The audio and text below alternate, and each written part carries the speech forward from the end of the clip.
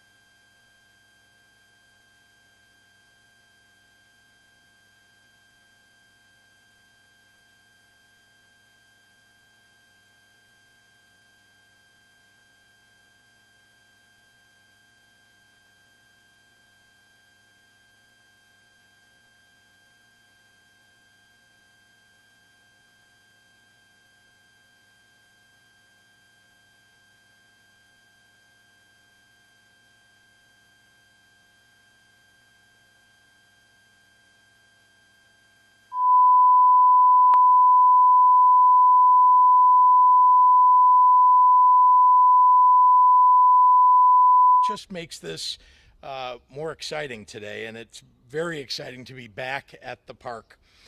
Thanks to the life-saving power of vaccinations. It feels once again like summer is in the air. For many people, the protection from COVID 19 is more than enough reason to get vaccinated because it makes living your life and safely visiting places like Six Flags so much safer, and I count myself among those. But I also know that other people might need a little bit more of an incentive. I've already announced other awards for people who get vaccinated, like free targets at Sparta's World Shooting Recreational Complex in southern Illinois, and free admission to the Abraham Lincoln Presidential Library and Museum in Springfield. Today, thanks to our incredible partners here at Six Flags Great America, we offer our latest summer fun award for getting vaccinated. The park is dedicating 50,000 free tickets to help encourage vaccinations in the region. That's a $200 value to a family of five.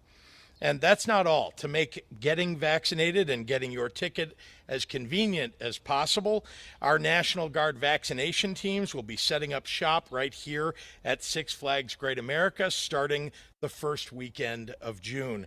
And if turnout is high, we'll be back for more. We'll also be sending thousands of tickets to local health departments in the Six Flags region to help encourage vaccinations in the ways that best meet the needs of the community. That includes equity mobile initiatives targeting neighborhoods with lower vaccination rates, setting up clinics at schools, and incentivizing full family vaccinations. And to ensure these tickets are reaching kids and their families whose communities have historically seen less investment, we're also partnering with the Michael Reese Health Trust to bring these tickets and these vaccines directly into neighborhoods that need it most, and doing so in a hyper-local, culturally competent way. With the recent announcement that the Pfizer vaccine can be safely given to middle and high schoolers as young as 12 years old, Six Flags' generous commitment couldn't come at a better time for families looking for a fun summer activity. Our fight to stay safe and to protect ourselves isn't over, but with each day and with each dose, we move closer and closer to putting this pandemic to an end for ourselves, for our loved ones, for the world. Already, more than 5.8 million Illinoisans have done their part to get protected. It's not too late to join them. If you're ready to get vaccinated, just go online and visit coronavirus.illinois.gov or call our vaccination hotline at 833-621-1284, or stop by your local pharmacy or your doctor's office, or just come right here to Six Flags Great America the first weekend of June. So thank you, and with that, I'm very proud to hand it over to the man of the hour, a great partner in our quest to vaccinate all of Illinois, Six Flags Great America President Hank Salemi. Hank?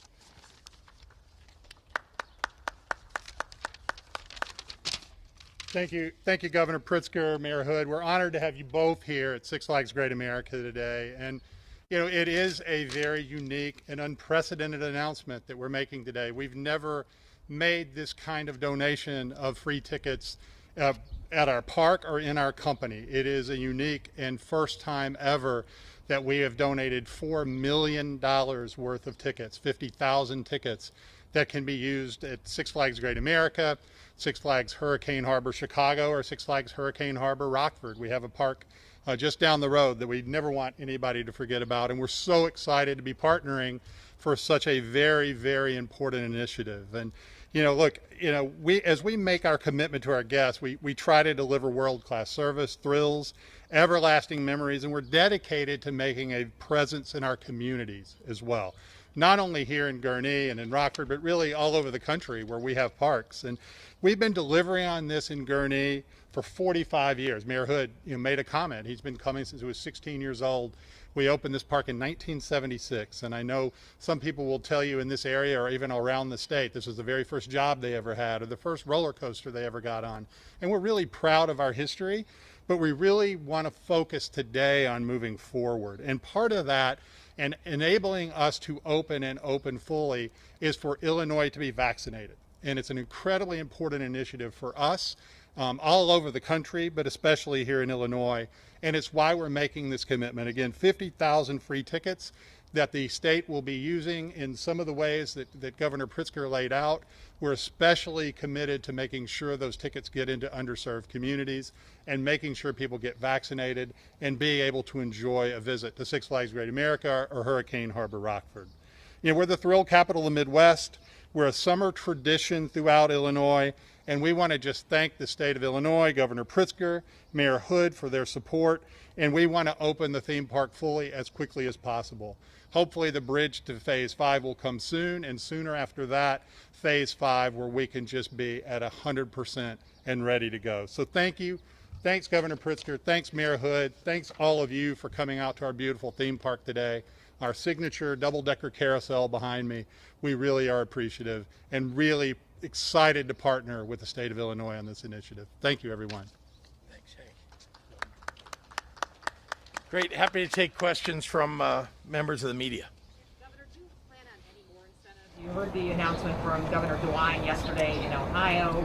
And do you really think some, free Great America tickets are going to really move the needle in trying to get more people vaccinated? I do. I think that there are people who, hearing that there's an incentive, knowing that it's easy to get vaccinated at a place like this or somewhere near where you live, those are things that there are an awful lot of people out there that just haven't had time, or they haven't had that extra little push to go get it done. And we're so far along. We have more than 60% of our adult population vaccinated. There are lots of people who are just on the fence a little bit, and this will push them, I think, in the right direction. Are federal COVID relief funds going to pay for this, or is this a donation from the park, or how's this working? It's a donation from the park, which is amazing, by the way. And I just want to once again say, very generously, the park has been just a terrific partner. They want to do the right thing, and not just here in Gurnee and here in Illinois, but all over the country. We're just the first for Six Flags, and very proud to be so. How are the tickets going to be distributed? How do you apply? How does it... Yeah, thank you. I can do my best. And to answer your question, absolutely. Especially for 12 to 15-year-olds, it is absolutely incentive to get to visit the park and a chance to just be able to get a vaccination and be able to do that for free. I am 100% confident this will motivate vaccinations. That's why we're doing it at the end of the day.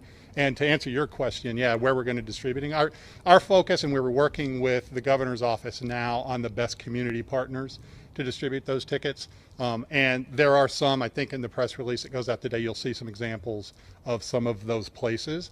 But we want to make sure they're getting into the right hands in the right communities. The places that there is some vaccine reluctance, if you will, some resistance, I think is a better word. I'm not a doctor. Don't quote me on that. But I think when that resistance is there, that reluctance is there, that incentive to get it into underserved communities is the best place to do it. And there's some community partners, some mobile vaccine sites, some other places where we're going to be distributing those tickets. People probably want to show up during the summertime, but don't you need to have scheduled a... You do. You do. So whether you have any kind of ticket, a free ticket, a season pass, a membership, a single day ticket, you do have to make reservations. And we're doing that because we have a controlled capacity right now based on the amusement park guidelines in the phase 4 of the state of Illinois. So we don't want to overrun the park by any stretch of imagination. We have to maintain that capacity. So you do have to make a reservation in advance at sixflags.com, enter in a ticket number, and then you can make that reservation. And I want to, I'll take a moment just to say and confirm the good news for Hank, which is that we'll be moving into the bridge phase starting tomorrow, May 14th, and hopefully 28 days later we'll be able to move into the phase 5, which of course will be, open everything without capacity limits. Since you're not using federal COVID relief funds, have you thought about doing something similar to DeWine where there's a lottery or some type of financial incentive for people to go out there? We're looking at an awful lot of ways to incentivize people, but we have so many institutions around that are willing to do things like what Six Flags is doing. So we're going to use our resources as wisely as we can and incentivize people as best we can. Over 60% of people have gotten fully vaccinated. So the 40%, you guys know who that 40% is? Well, we have a pretty good idea. We know that communities of color, unfortunately, have been less likely to get vaccinated. We've tried to make it more available than ever before, but throughout the vaccination period that we've been in. And of course, there are people in rural communities where transportation is more difficult. So we've tried to move mobile vaccination units into those communities, as well as into, more difficult neighborhoods across the state. We're targeting as best we can everybody that we know, the communities and the groups that we think will be most likely to need it most, to need the convenience of it most. There are some counties, I should just point out, Sarah, that where we set it up, we put it in the most high traffic areas, and people are reluctant to get it. I mean, lots and lots of people reluctant to get it, even when confronted with it right in front of them, making it easy as possible. So we're doing everything we can to sort of, A, make it easier, but B, to educate people about how important it is to get vaccinated. Say, is this a good match? I mean, given that 40%, yeah. Is this the best way to have an incentive?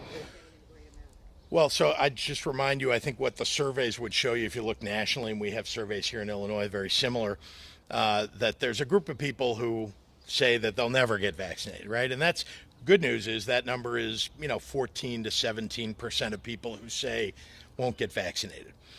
Then there are a variety of reasons why people choose that are, in the remaining percentage of the population. Some of that is it's very inconvenient. They work 2 jobs, they have kids to take care of. There's just not been any opportunity for them to go do it. Either they don't have the time, or it's too far away, or there's no mass transportation available to them. So we're trying to address what we see in the surveys. So that people will show up. This is an incentive that will allow families to do something. It's summer is here. Families want to get out and do something, may not be able to afford to do it here. Six Flags has made this affordable for people, and we've made the vaccinations, so available. They show up here. You can get vaccinated, get into the park with a free ticket. Yesterday, you unveiled your $225 million program to test middle schoolers and high school with the saliva test.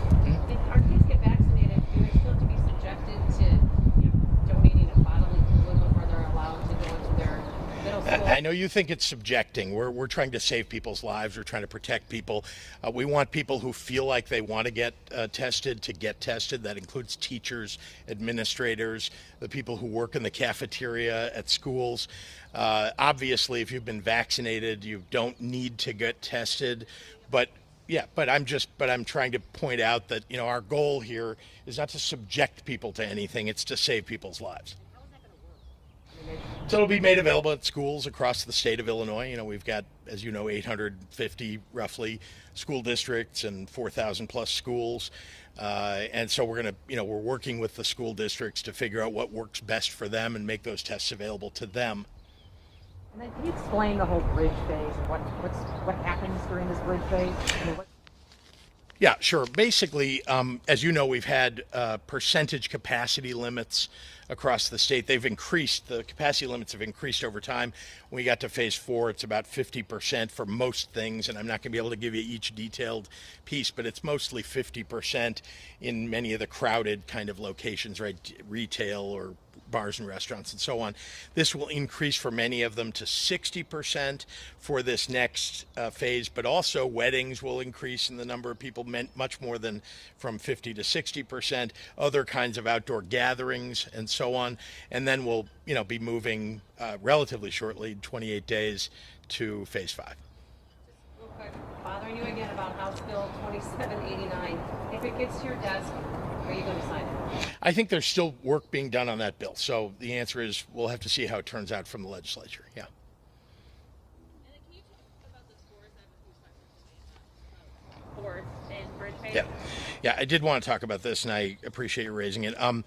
So I'm happy to say that we worked with both the Sox and the Cubs and of course the city of Chicago as well, to make sure that at the next home games, they'll create a section in each of those ballparks for those who've been vaccinated. It'll allow the higher capacity. The teams can fill all of those seats.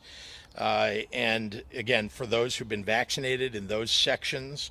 And then, this not only allows the stadiums to increase capacity, but it also encourages people to get vaccinated because there'll be more seats available to them. And that to us is a big win-win. Fans will still need to wear masks because there'll be people in the ballpark who are not vaccinated still and people who are. But the stadium capacity, just to remind you, up to now, and again, Sarah, you asked about, what does it mean in each of these phases? Currently, 25%. As of going into the bridge phase, as I just described, we'll have the first home games will be as I described with vaccination sections that can be filled with people who've been vaccinated, and then it'll go to 60% capacity in the game after that first home game, next home game rather, and then of course in phase 5, no limits at all.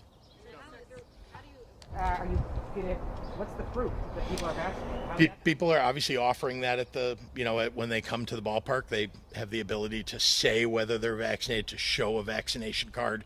But I mean, what you've worked out with The ballparks are making that decision for themselves, what they'd like to see, or how they'd like that to be proved to them. But there's no requirement on the part of the state or the city for a specific showing. So this is huge news. So the vaccinated people are not going to count for the capacity. Right, in the current phase, that's right. As you know, we have 25% capacity. That's today, really, right?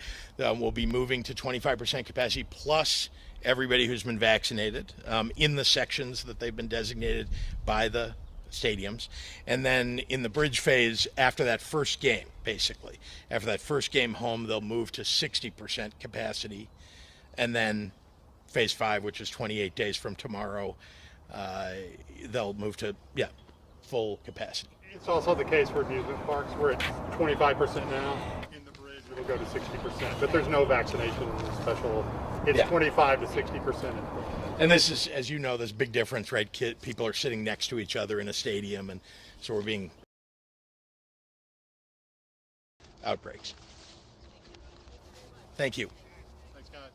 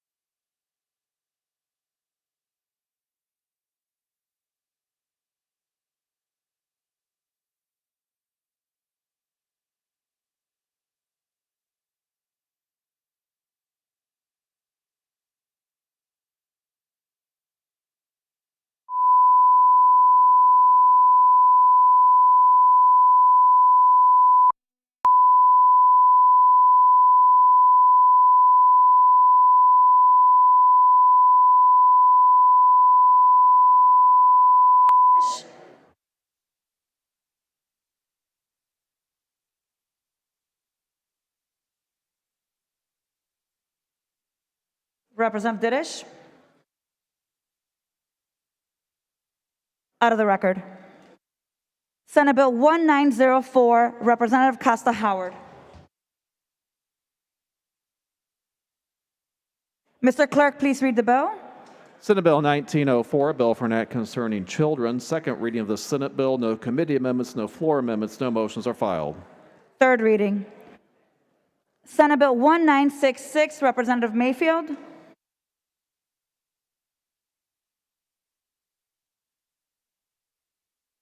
Representative Mayfield?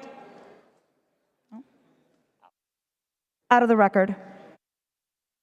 Senate Bill 2079, Representative Gon Gorshowitz. Mr. Clerk, please read the bill. Senate Bill 2079, a bill for an act concerning government. Second reading of the Senate bill. No committee amendments, no floor amendments, no motions are filed. Third reading. Senate Bill 2107, Representative Halpin. Mr. Clerk, please read the bill. Senate Bill 2107, a bill for an act concerning public employee benefits. Second reading of the Senate bill. No committee amendments. Floor amendment number 1 is offered by Representative Halpin. Representative Halpin on the amendment.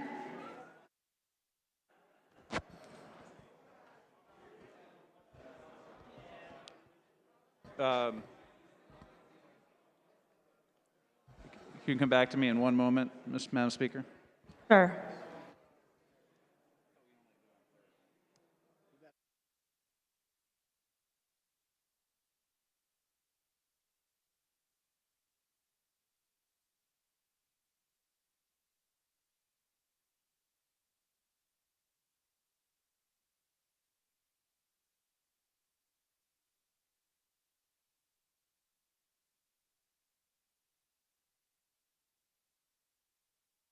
Representative Halpin. Thank you, Madam Speaker. The floor amendment 1, let's see. Yeah, it just changes the effective date of the bill. It has to have it adopted and then move to third reading, please. Representative Halpin moves the adoption of floor amendment number 1. All those in favor say aye. Those opposed say nay. In the opinion of the chair, the ayes have it, and the amendment is adopted. Any further amendments, Mr. Clerk? No further amendments, no motions are filed. Third reading. Senate Bill 2129, Representative Cassidy. Representative Cassidy. Mr. Clerk, please read the bill. Senate Bill 2129, a bill for an act concerning criminal law. Second reading of the Senate bill. No committee amendments, no floor amendments, no motions are filed. Third reading. Senate Bill 2201, Representative Lapointe.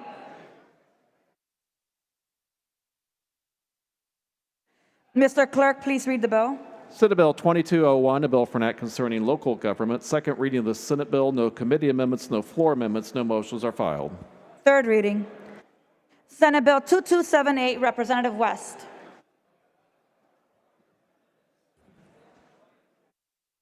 Mr. Clerk, please read the bill.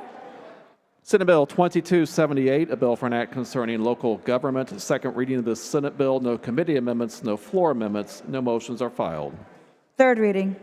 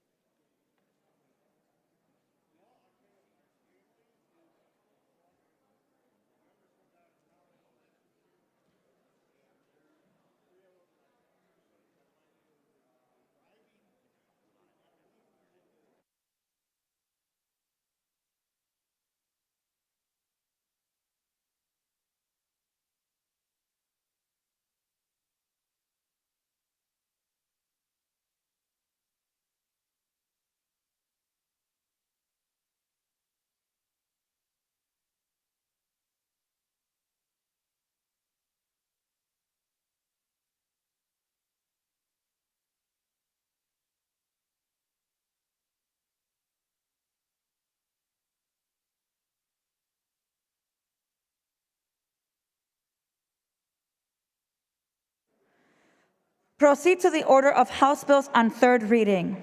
On page 2 of the calendar, under third reading, we have House Bill 3702, offered by Representative Willis. Mr. Clerk, please read the bill.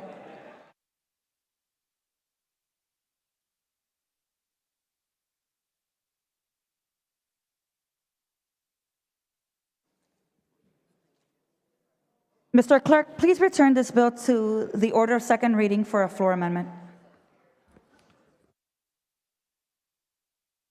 House Bill 3702, a bill for an act concerning local government. The bill was read for a second time previously. No committee amendments. Floor amendments 1 and 2 have been approved for consideration. Floor amendment number 1 is offered by Representative Willis. Representative Willis is recognized on the amendment. Thank you, Madam Chair. Floor Amendment 1 simply defines what a 911 system manager is and how that training will go about and the guidelines for the advisory board. I recommend and request adoption of Floor Amendment 1, please. Representative Willis moves adoption of floor amendment number 1. All those in favor say aye. Those opposed say nay. In the opinion of the chair, the ayes have it, and the amendment is adopted. Any further amendments, Mr. Clerk? Floor amendment number 2 is offered by Representative Willis. Representative Willis to explain amendment 2. Thank you very much, Madam Chair. Floor Amendment 2 is on the request of the City of Chicago.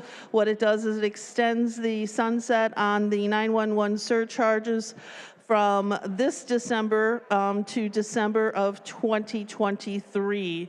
It does not increase it, it just extends that. It also gives them an additional time to complete the next generation 911 system until December of 2023. I please request a adoption of the floor amendment 2. Representative Willis moves adoption of floor amendment number 2. All those in favor say aye. Those opposed say nay. In the opinion of the chair, the ayes have it, and the amendment is adopted. Any further amendments, Mr. Clerk? No further amendments. No motions are filed. Third reading. Mr. Clerk, please read the bill. House Bill 3702, a bill for an act concerning local government. Third reading of this House bill. Representative Willis. Thank you very much, Madam Chair. This is a bill that basically updates our 911 system throughout the state. Representative Marin and I have the privilege of sitting on the advisory committee for the 911 commission throughout the state. It brings into line the things that we need to put into place for the next generation of the 911 system, allowing us to streamline that and to modernize it. As I stated on the updates on Amendment 1 and 2, those are simple fixes that we needed to do.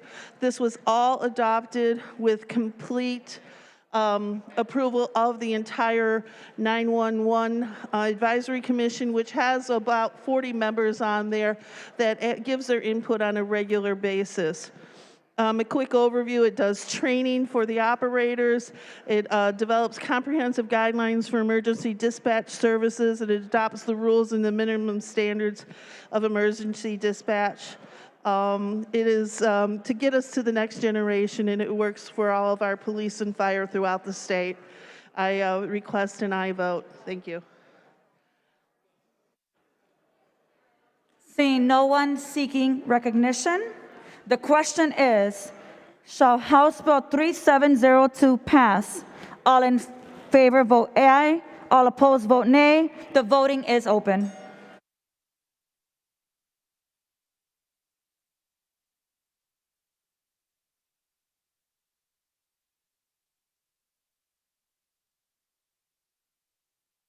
Have all voted who wish? Have all voted who wish? Have all voted who wish?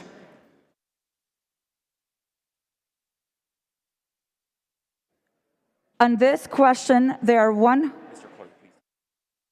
Mr. Clerk, please take the record. On this question, there are 115 voting in favor, 0 voting against, and 0 voting present. And this bill, having received a constitutional majority, is hereby declared passed.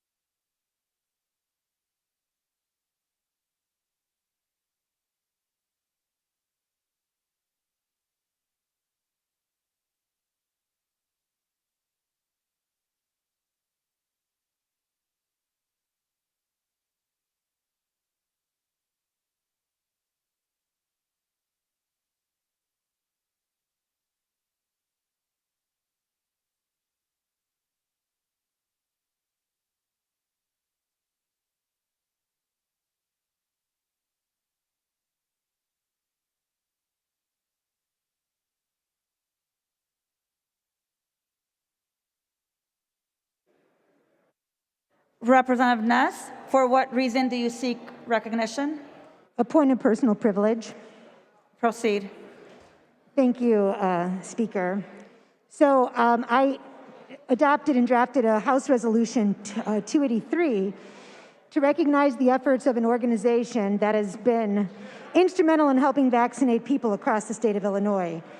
The Illinois Migrant Council is an organization that's been around for more than 40 years.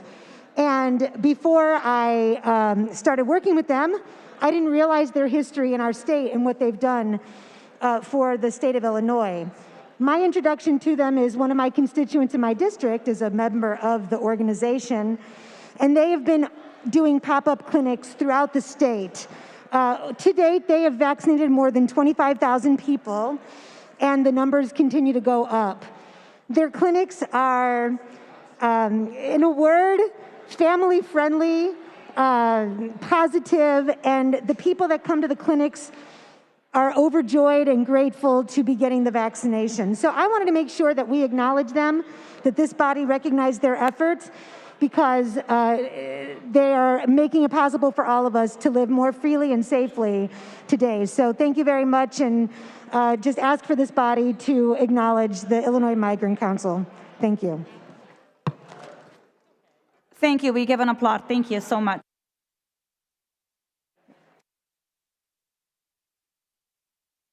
Representative Scheer, for what reason do you seek recognition? Thank you, Madam Chairwoman. Today, Madam Speaker, today I ask for a point of personal privilege. Please state your point. Okay, so I have some really good news for the members of the House of Representatives. The Abraham Lincoln Presidential Museum is offering free admittance in May and in June if you can prove that you've had at least one of your vaccines. So if you would spread the good news to friends and family, you may go to the Abe Lincoln Presidential Museum right up the road. I believe it's on 7th Street for free during May and June if you've been vaccinated. The other thing that I wanted to share with you is the special exhibit they have right now, which sounds really cool, and I can't wait to go see it. It is a special sound exhibit, and they have headphones that you wear, and you can hear the music of all the famous people like REO and Alison Krauss, who have all come from Illinois, and there are actually some Grammy Awards on display too. So you can also see the actual Grammy Awards. With a lot of long hours ahead, you might have time to hop over there. So just wanted to welcome everyone to a special thing in my district. Thank you.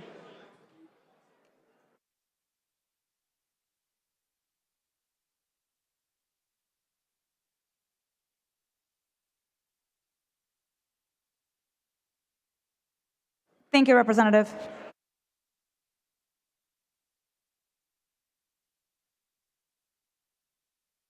Clerk, what is the status of consent calendar, second reading? Day. For the consent calendar, second reading, second day, 3 bills have been removed today. Senate Bill 46 has been removed.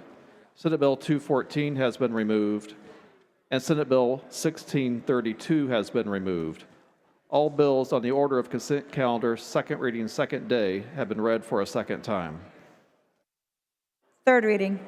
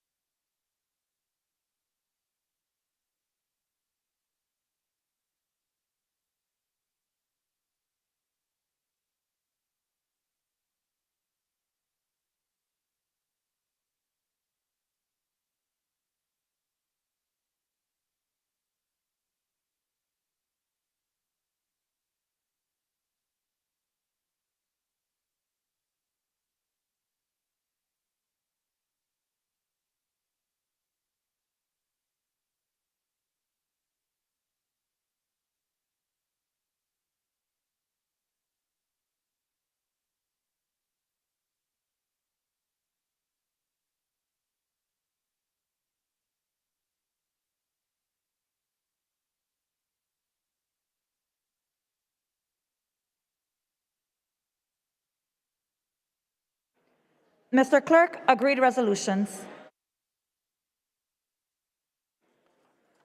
Agreed resolutions. House Resolutions 289 and 290 offered by Representative Bennett. House Resolution 291 offered by Representative Flowers. And House Resolutions 292 offered by Representative Mayfield. Leader Harris moves for the adoption of the agreed resolutions. All those in favor say aye. All those opposed say nay. In the opinion of the chair, the ayes have it, and the agreed resolutions are adopted. And now, allowing perfunctory time for the clerk, Leader Harris moves that the House stand adjourned until Friday, May 14th at the hour of 9:30 a.m. All those in favor say aye. All those opposed say nay. In the opinion of the chair, the ayes have it, and the House stands adjourned.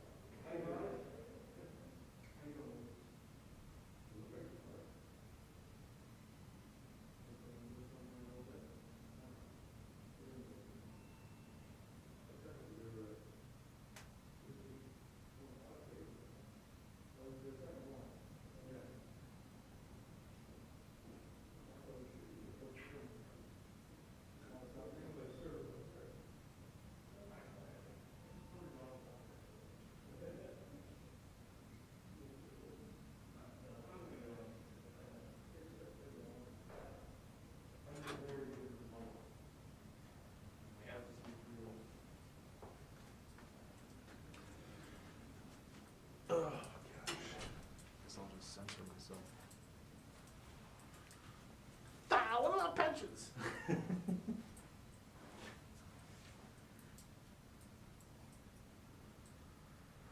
What do you got today? I forget. This,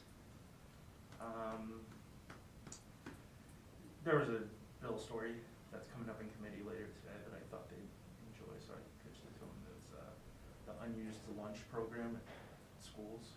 They take the food they don't use and give them to the kids on free and reduced lunch programs. Which I thought was an interesting little thing, especially. Gentlemen. How you doing? Good, yourself? If you say so. Good.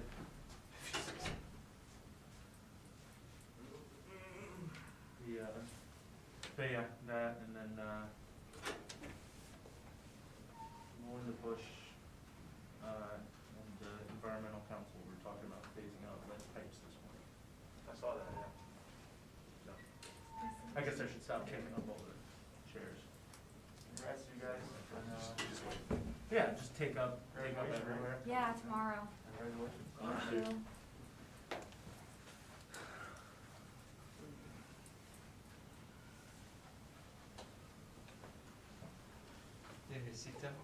you. Just take a few steps over here, so if anybody else tries to come in here with a camera, they can't set up.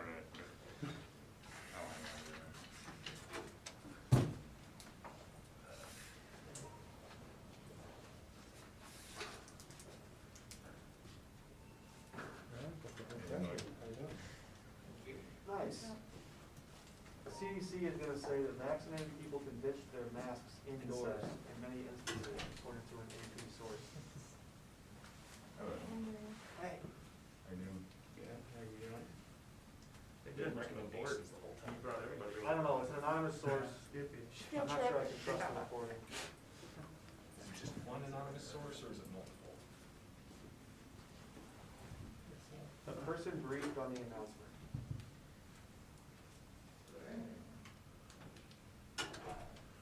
I will also go on to recommend that fully vaccinated people wear masks outdoors in crowds. I feel like we're at like a zoo right now. They're looking at us. Oh, yeah. Say it again, Mark. Yeah, we're. You gotta get a ticket. I don't think he can hear you. My colleague noted that he felt like we were in a zoo when he was looking at us, and I said, "You gotta get your ticket." I'm looking at Katie's report. You hold up. And like maybe little bags, like pecans or something to throw. No, we love food. To feed us. Little fish. Goldfish, yeah. Thank you. Did Greg catch it? Yeah, if I were playing. Actually. I gotta take my mask off. Also, CDC is just, they're gonna come out with a report saying that fully vaccinated people won't have to wear a mask indoors now. I saw it. You saw it now. What else did you say they said now? Outdoors. Hey, wait. Indoors, outdoors. I was gonna throw this at you. Why? Hold this up for a wipeout. You're wearing a blue shirt. I was gonna throw this at you.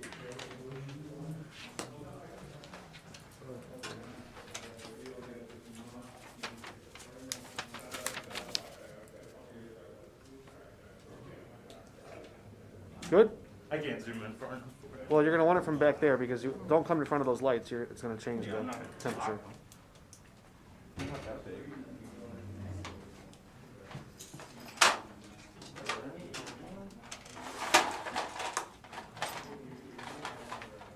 We good. All right, we're good. Thanks. You need one? Yeah, give me 1 second. Thank you.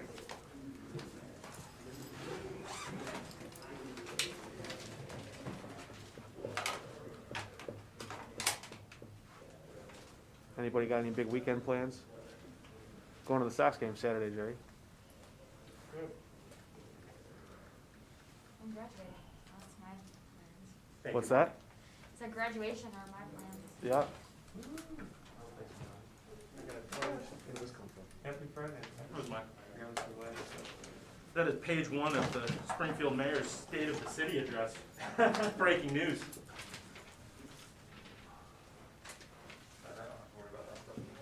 Right? I didn't actually go to the speech. I just showed up. Ah, hey, in the flesh. Mark Maxwell, yeah. What's up, man? So, As the post-20 election treatment. Helen Thomas. Sorry? Is that Helen Thomas's seat? Yes, exactly. And Bernie's not around sitting in front of it anymore, so I see Peter's assuming responsibility for one side. This week, like, just been. Sometimes I ask myself, I wonder what Bernie. Oh, I got you, you might, yeah. Huh? Sometimes I ask myself, I wonder what Bernie would have asked. Right, what would Bernie do? There it is, last couple of weeks. Fill the whole room. I got that same text that I got last week. What are they doing?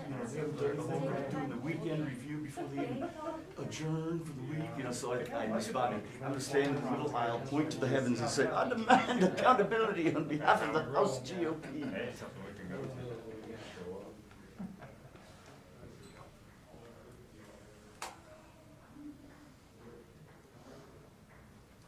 I find it a bit ironic that after opposing all the legalization of marijuana, almost everyone in the party, The GOP's gonna do it. opposing all of the 4 pillars of the Black Caucus agenda, now the Republicans care about minority interests when it comes to the meat. Fun times. Sure, it's very genuine. It's all about convenience, convenience.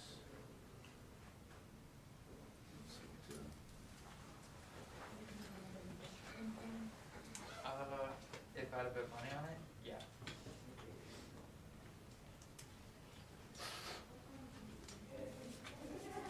Especially given, did you watch the floor at all? Turkey's out for stuff today, it's about the redistricting. Oh, yeah. Mother's Day? Yeah, you were like. Oh, yeah. Big time. My dad actually did before it turned like, kind of brown, now it's mostly white. No, but my dad had a Scottish genes, yeah. This blood's red too, it's weird. Not blue? Yeah. Isn't it, don't they say that it's blue when it's in your veins and it's red when the accident hits it? Right. Yeah, but when you flex, it's all red, you know, those veins Oh, are just all it red. gets green. You won't like me when I'm hungry. That's right. So, did you respond to my question about the one with your Instagram with you and your mother? Was that where you got Oh, the cooking? cooking, or was it You know, your father? she makes, she always follows recipes. I don't. And my dad's like that. We'll just take whatever we find and kind of experiment with it. I got the experimentation, I think, from him. But from her, she would always make the most delicious meals. But God love her, it looked like trash. The presentation was awful. Like, she would never win a plating competition or one of these TV shows. You're like, No what? drizzle. Like, a lot of guests would come over and go, oh, I don't know. I'm like, no, you gotta try it. It tastes great. It doesn't look good. My wife is totally into the cooking shows and home improvement. Full house. Figured I'd show up. Wow.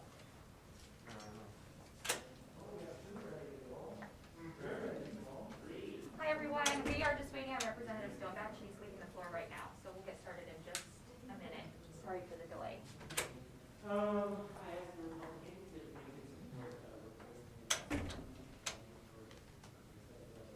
I wonder which reporters went to Six Flags. Should ask Jordan if they want on a roller coaster. Brendan Street was the best.